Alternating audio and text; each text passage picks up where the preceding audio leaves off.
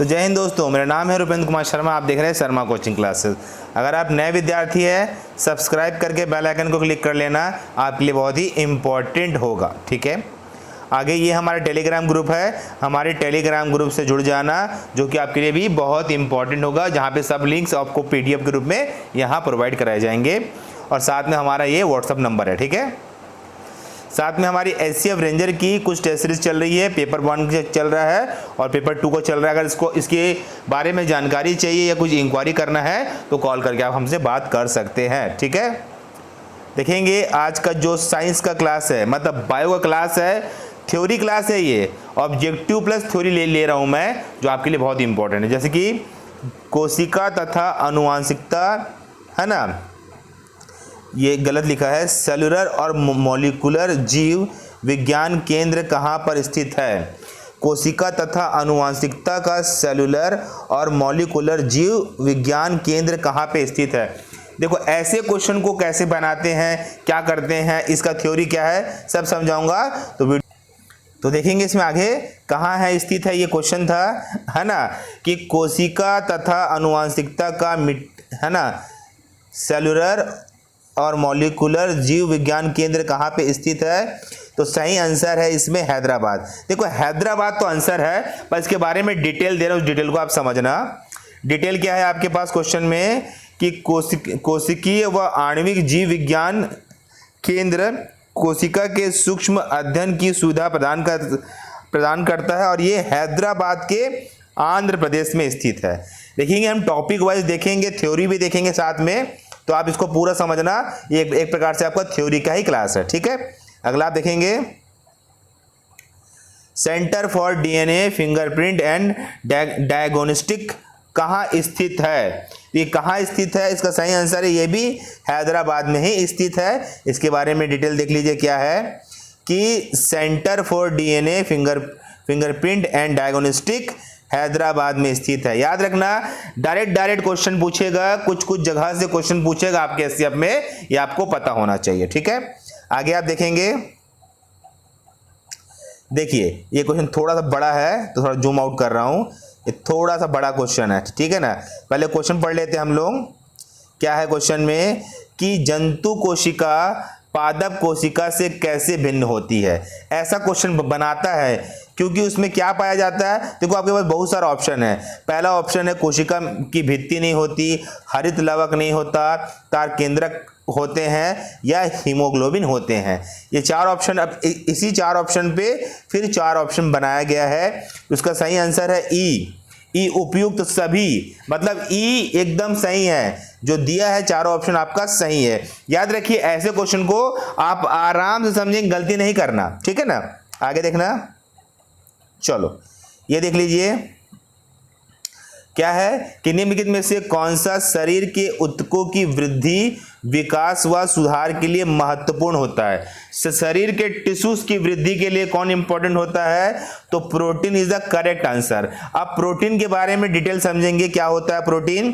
तो ये डिटेल है आपके स्क्रीन पर कि प्रोटीन कोशिका तथा ऊतकों के संरचनात्मक भाग बनाते हैं तथा शरीर के ऊतकों की वृद्धि, विकास, सुधार के लिए महत्वपूर्ण होते हैं। याद रखिए, ये जो थ्योरी दे रहा हूं ना, मैं सीधा ऑब्जेक्टिव करा के दे रहा हूं ताकि आपको समझ आए। ठीक है, आपको समझ आए चीजें। ठीक है, एकदम अच्छा क्लास है, तो क्लास को पूरा देखना, इंपॉर्टेंट पॉइंट को डिस्कस किया हूं मैं हर जगह। ठीक है, आगे आप देखेंगे।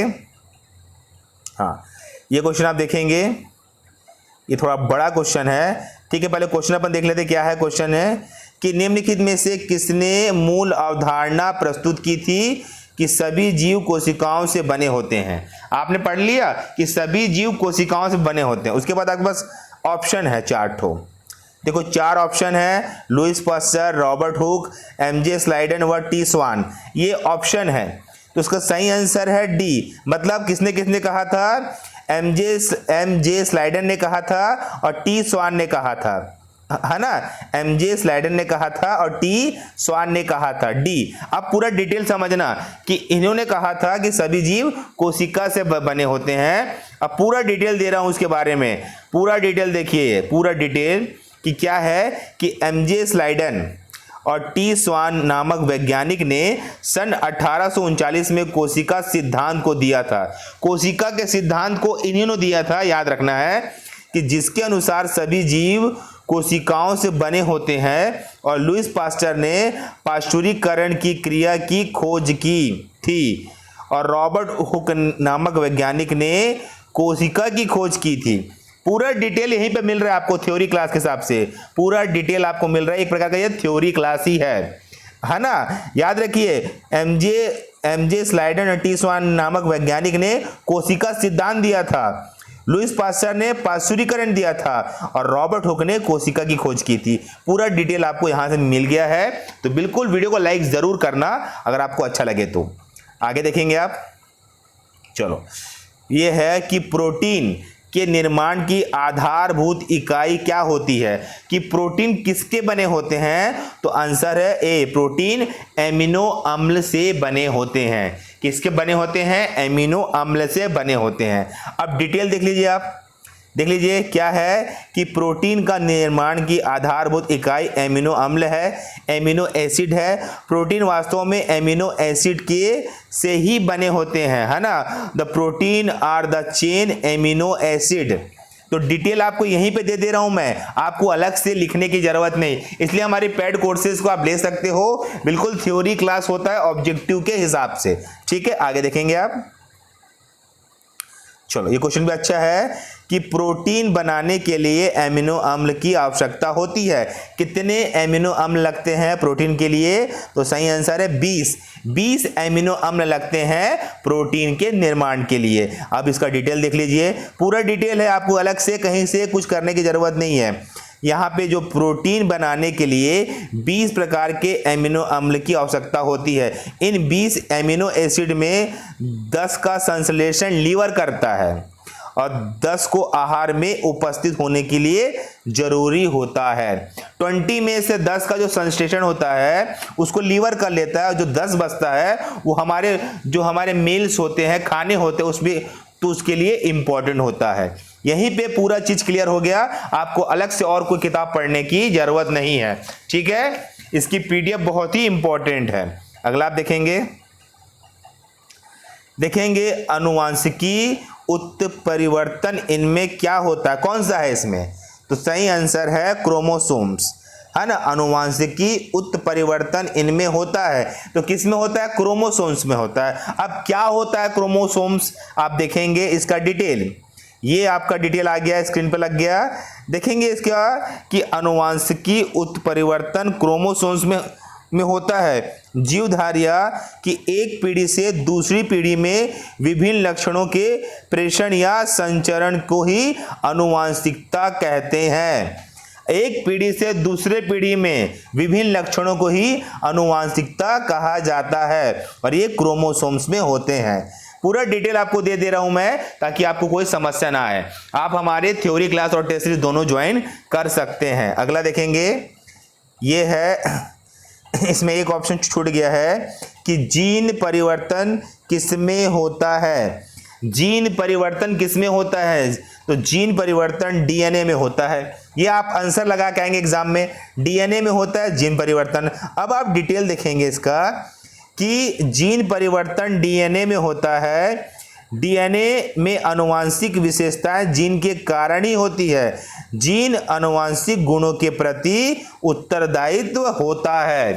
क्या होता है कि डीएनए में ही आनुवांशिक विशेषता जीन के कारण होती है कि आपके जीन में क्या है, ठीक है। अगला क्वेश्चन, चलो, डीएनए का संश्लेषण का प्रतिपादन किसने किया था। एकदम सटीक क्वेश्चन लाया हूं मैं, एकदम फालतू नहीं है, मेन क्वेश्चन है। तो डीएनए का संश्लेषण किसने किया था, तो कार्ल बर्ग ने किया था। किसने किया था, कार्ल बर्ग ने किया था। अब क्या किया देख लो, यहां का ने पूरा डिटेलिंग दे रहा हूं कि डीएनए के संश्लेषण का प्रतिपादन आर्थर कार्ल बर्ग ने किया था, इसलिए इनको वर्ष 1959 में चिकित्सा विज्ञान का नोबेल पुरस्कार भी दिया गया। हर चीज क्लियर हो गया है। इसी लेवल में क्वेश्चन पूछेगा आपके एससीएफ के एग्जाम में, ठीक है। अगला आप देखेंगे, मानव शरीर में क्रोमोसोम्स की संख्या कितनी होती है। अच्छा क्वेश्चन है, डायरेक्ट पूछता है तो 46 होती है। पूरा डिटेल दूंगा मैं इसमें, क्रोमोसोम्स क्या होते हैं, जोड़े क्या होते हैं। देखो ये डिटेल आपके स्क्रीन पे आ गया है कि मानव शरीर की, है ना, कायिक कोशिकाएं में क्रोमोसोम्स को बोलते हैं हिंदी में गुणसूत्र। जिनको नहीं पता होगा कि संख्या 46 होती है, 23 जोड़े में होती है ना, जिसमें से 22 जोड़ी गुणसूत्र ऑटोसोम्स तथा 23 जोड़ा लिंग गुणसूत्र होता है। ठीक है, याद रखिए इसको, क्रोमोसोम्स को ही आनुवांशिकी की इकाई भी कहा जाता है। पूरा डिटेल है इसमें, क्या होता है क्या नहीं होता है, जोड़े कैसे होते हैं, पूरा थ्योरी क्लास है ये। इसी बेस पे चलिए, आपका एग्जाम 100% क्लियर हो जाएगा। अगला आप देखेंगे, खाली स्थान के दंश के कारण मलेरिया होता है।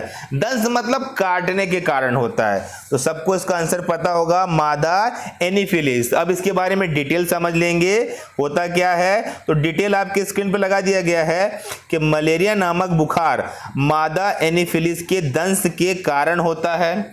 मलेरिया का वास्तविक परजीवी प्लाज्मोडियम, है ना, है मादा एनीफिलिस रोग वाहक का कार्य करता है। तो उसका जो परजीवी है वो क्या है, प्लाज्मोडियम है, और ये मादा एनीफिलिस रोग वाहक का कार्य करता है। एकदम हर चीज यहीं पे क्लियर हो जा रहा है। ठीक है, अगला आप देखेंगे, ये क्वेश्चन भी बहुत इंपॉर्टेंट है कि किसके द्वारा आनुवांशिकता के विज्ञान की आनुवांशिकी या इसको जेनेटिक्स कहा गया है। किसने कहा है भाई, तो डब्ल्यू, है ना, डब्ल्यू बेटसन ने कहा है इसे, डब्ल्यू बेटसन ने कहा है। अब क्या कहा है देखेंगे इसको, पूरा डिटेल क्या है। आनुवांशिकता के विज्ञान को जेनेटिक्स या आनुवांशिकी डब्ल्यू बेटसन ने वर्ष 1906 में दिया है या कहा था। ठीक है, याद रखिए, पूरा चीज क्लियर हो रहा है एकदम। इसकी पीडीएफ आप लेंगे, आपकी थ्योरी अच्छे से कंप्लीट हो जाएगी। आगे इसमें दिया हुआ है कि आनुवांशिकता के लक्षणों के लिए पीढ़ी दर पीढ़ी संचरण की विधियां और अध्ययन के आनुवांशिकी कहते हैं। मतलब कहने का मतलब जो पीढ़ी दर पीढ़ी जो बदलाव आता है उसी को हम आनुवांशिकी कहते हैं। चलो अगला आरएनए। आरएनए का मुख्य कार्य क्या है, सबको आंसर पता भी होगा कि प्रोटीन का संश्लेषण आरएनए द्वारा किया जाता है। क्या होता है आरएनए, जानेंगे नीचे। देखिए आरएनए का फुल फॉर्म होता है राइबोन्यूक्लिक एसिड, कभी कभी फुल फॉर्म ही पूछता है। इसका मुख्य कार्य प्रोटीन का संश्लेषण में सहायता करना होता है। आरएनए कोशिका के अंदर संदेश वाहक का भी कार्य करती है, संदेश वाहक का भी कार्य करती है। पूरा डिटेल यहीं पे क्लियर हो गया, इससे बाहर कुछ नहीं जाएगा। अगला देखेंगे, राइबोसोम का मुख्य कार्य क्या है। तो देखिए राइबोसोम का मुख्य कार्य है प्रोटीन का संश्लेषण करना। ठीक है, क्या होता है राइबोसोम, पूरा डिटेल यहाँ पे दिया हुआ है कि राइबोसोम, है ना, आरएनए तथा प्रोटीन का बना होता है। राइबोसोम आरएनए तथा प्रोटीन का बना होता है। कोशिका में प्रोटीन संश्लेषण का स्थान होता है और यह कोशिका में मुक्त अवस्था में पाया जाता है।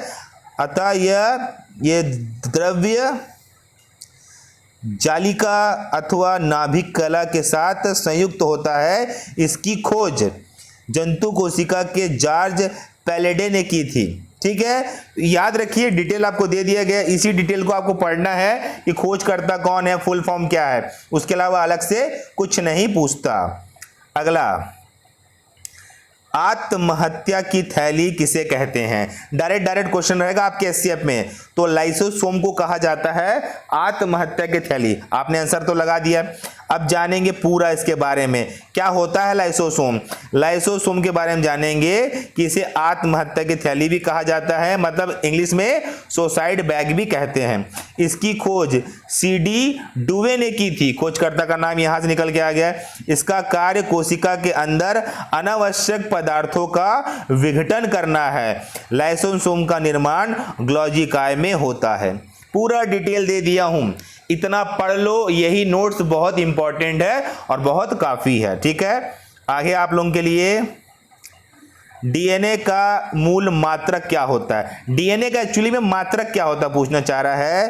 तो देखेंगे न्यूक्लियोटाइड होता है डीएनए का मात्रक, ठीक है। इसके बारे में पूरा चीज जानेंगे अभी कि डीएनए की मूल इकाई न्यूक्लिक ओटासाइड है। डीएनए की प्रत्येक है ना चक्करदार रचना में 10 न्यूक्लियोटाइड पाए जाते हैं। पूरा चीज दे दिया है, 10 है ना न्यूक्लियोटाइड पाए जाते हैं। और देख लेते क्या दिया है कि प्रत्येक न्यूक्लियोटाइड है ना प्रत्येक न्यूक्लियोटाइड या नाइट्रोजनी क्षार या पेंटोज शुगर और फास्फोरिक अम्ल का बना होता है। तो इतना आपको नहीं जानना है, इतना अंदर नहीं पूछेगा एग्जामिनर, पर याद रखिए डीएनए का मात्रक पूछ सकता है, ये याद रखिए। अगला, चलो, निम्न में से कौन सी जांच एक बच्चे के पिता का निर्धारण करती है। तो सबको पता है कि कौन सी जांच एक बच्चे के पिता का निर्धारण करती है, आपने मैक्सिमम टाइम पढ़ा भी है और आपने कई पिक्चरों में भी देखा है। डीएनए फिंगरप्रिंट से हम जांच लेते हैं कि बच्चे का फादर कौन है। तो याद रखिए यहाँ पे कि डीएनए फिंगरप्रिंट की जांच एक बच्चे के पिता के निर्धारण में ही किया जाता है। अगला आप देखेंगे जीन का आकार, जीन का आकार कैसा होता है, तो बी सर्पाकार होता है। क्या होता है सर्पाकार, आप देखेंगे इसके बारे में डिटेल। देखिए कि जीन प्रत्येक कोशिका के गुणसूत्र में विद्यमान वंशागति की इकाई होती है ना। प्रत्येक कोशिका में 1000 जीन होते हैं, हजारों जीन होते हैं, जीन डीएनए के बने होते हैं। जॉनसन नामक वैज्ञानिक ने सर्वप्रथम जीन शब्द का प्रयोग किया था और ये सर्पाकार होते हैं। पूरा डिटेल दे दिया कि किसने किया था, कैसे बने होते हैं, इतना डिटेल पढ़ लो, बहुत ही काफी है। अगला, किसकी आबादी में जीनों का कुल योग को कहते हैं, किस आबादी में जीनों के कुल योग को कहते हैं, तो इसको बोलते हैं हम जीन बस्ती। बहुत ज़्यादा मात्रा में जीन को बोलते हैं हम लोग जीन बस्ती। इसके बारे में देख लो कि किसी भी आबादी में जीनों के कुल योग को हम जीन बस्ती कहते हैं, ठीक है। अगला, चलो अगला लग गया है कि जेनेटिक इंजीनियरिंग तकनीक से निम्नलिखित में से पहले किसे बनाया गया। जेनेटिक इंजीनियरिंग से तो तकनीक से तो क्या बनाया गया, ट्रांसजेनिक बैक्टीरिया का निर्माण किया गया। क्या होता है इसके बारे में डिटेल लेंगे। ट्रांसजेनिक बैक्टीरिया, देखिए जेनेटिक इंजीनियरिंग तकनीक से सर्वप्रथम ट्रांसजेनिक बैक्टीरिया को वर्ष 1973 में बनाया गया था, जबकि चूहे को इस विधि द्वारा वर्ष 1974 में बनाया गया था। इतना डिटेल किसी भी किताब में नहीं देखने को मिलेगा, तो बिल्कुल फोकस करिए इस क्वेश्चन पे, ठीक है। आगे देखेंगे अगला, एक कोशिका साइटोप्लाज्मा जिस झिल्ली से जुड़ी रहती है वह क्या है। एक कोशिकीय साइटोप्लाज्मा जिस झिल्ली से जुड़ी रहती है वो क्या है, उसे कहते हैं हम प्लाज्मा झिल्ली। प्लाज्मा झिल्ली कहते हैं। एक डिटेल देख लेंगे यहाँ कने, एक कोशिका साइटोप्लाज्मा या प्लाज्मा झिल्ली से जुड़ी रहती है। बस सिंपल सा डिटेल है, याद रखिए इस चीज को, ठीक है। आगे चलो, अच्छा क्वेश्चन है, ग्रे मटर में होता है, क्या होता है ग्रे मटर में, काफी संख्या में तंत्रिका कोशिकीय निकाय। याद रखिए अभी क्या होता है, हल्का देखेंगे इसमें। ग्रे मटर में काफी संख्या में तंत्रिका कोशिकीय निकाय होता है, मतलब इसको आपको सीधे याद करना है, इसमें और डिटेल मत लीजिए, सीधे याद कीजिए। अगला क्वेश्चन देखेंगे कि निम्नलिखित में से कोशिका सूक्ष्मतम जीवित कोशिका है। कौन सी भाई, सबसे छोटी जीवित कोशिका है। जवाब देंगे तो आंसर है माइकोप्लाज्मा। माइकोप्लाज्मा सबसे छोटी जीवित कोशिका है। अब पूरा डिटेल दूंगा इसके बारे में, देख लो क्या होता है माइकोप्लाज्मा। माइकोप्लाज्मा सबसे छोटी जीवित कोशिका है, इसके पास कोशिका भित्ति नहीं होती। माइकोप्लाज्मा के पास कोशिका भित्ति नहीं होती, इसे जोकर ऑफ प्लांट किंगडम कहा जाता है। याद रखिए इसको, सबसे बड़ी कोशिका शुतुरमुर्ग के अंडे की होती है, सबसे छोटी माइकोप्लाज्मा, सबसे बड़ी शुतुरमुर्ग के अंडे की। याद रखेंगे आप। अगला, चलो अगला क्वेश्चन, ये आपके स्क्रीन पे दिख रहा होगा आपको कि कोशिका के चारों ओर अवयव में उस कोशिका को पहचानिए जो पौधों की कोशिका में पाए जाते किंतु जानवर की कोशिका में नहीं पाए जाते। तो सही आंसर है लवक, है ना। लवक पाए जाते हैं पौधों की कोशिका में। अब देखेंगे इसके बारे में डिटेल, पूरा डिटेल बताऊंगा। डिटेल देखेंगे कि जंतु कोशिका पादप कोशिका में महत्वपूर्ण अंतर होता है कि पादप कोशिका में कोशिका भित्ति पाई जाती है, पादप कोशिका में कोशिका भित्ति पाई जाती है किंतु जंतु कोशिका में कोशिका भित्ति नहीं पाई जाती। दूसरा अंतर है यह हरे पौधों की वनस्पति में कोशिका में लवक पाया जाता है, जंतु कोशिका में नहीं पाया जाता। ये 3 प्रकार के होते हैं, देख लीजिए। ये होती है हरित लवक, आणविक लवक और वर्णिक लवक। देखो पूरा चीज दे दिया है, इसी को पूछेगा। और याद रखिए ऐसे क्वेश्चन का ही मटेरियल आपको देखने को मिलेगा एग्जाम में, ठीक है। आगे आप देखेंगे कि निम्नलिखित में से कौन सा पेड़ नीचे उगता है। निम्नलिखित में से कौन सा पेड़ नीचे उगता है। नीचे, अच्छा क्वेश्चन है। तो ये है चिलिया बादाम, पीनट, ठीक है।